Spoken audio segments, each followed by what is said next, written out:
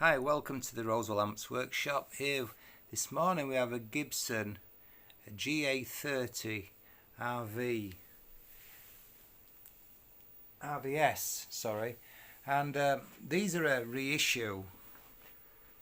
It's a modern amplifier, and I tried to make it look vintage, but I think it looks a bit cheap and nasty, to be honest, but that's only my opinion.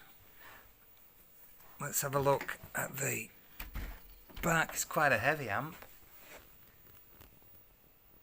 It's got two nice speakers in. Celestion Vintage 30s. So let's go over the problems we've got with it and look at the chassis. Quite a long chassis. It's got two inputs, volume, tone and reverb, foot switch sockets, effects loop, external speaker outputs.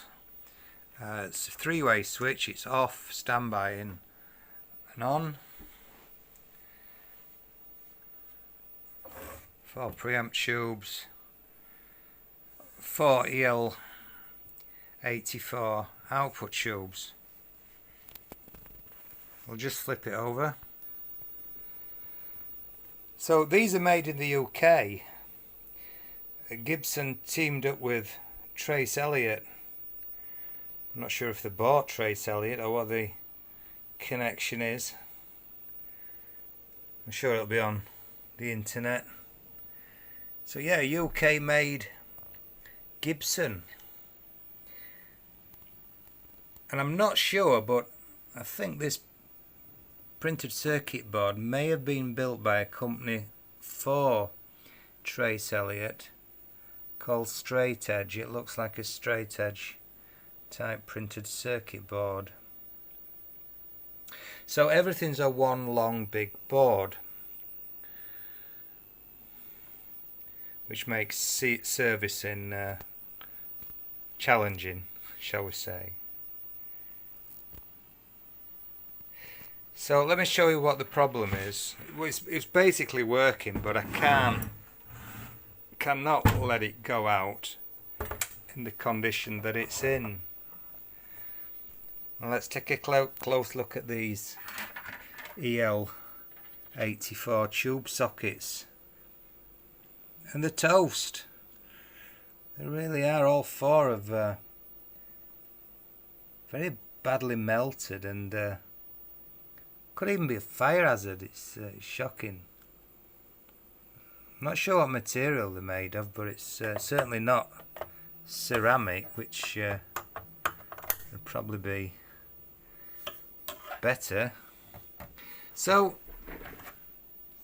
yeah, challenging, because to replace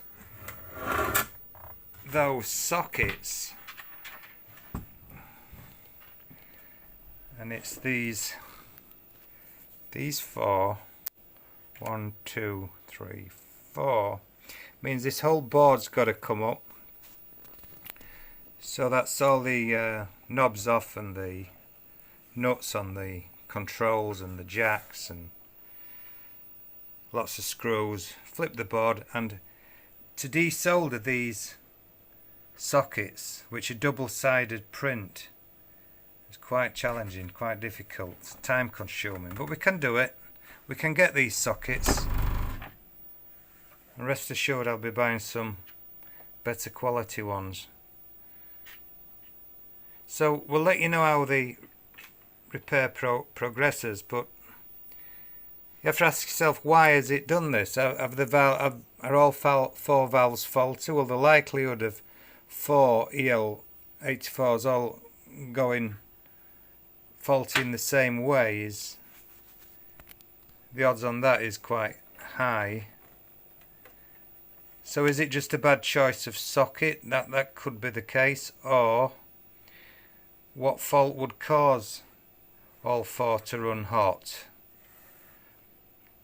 Well, I think what's probably happening is they'll be running these EL84s beyond their ratings.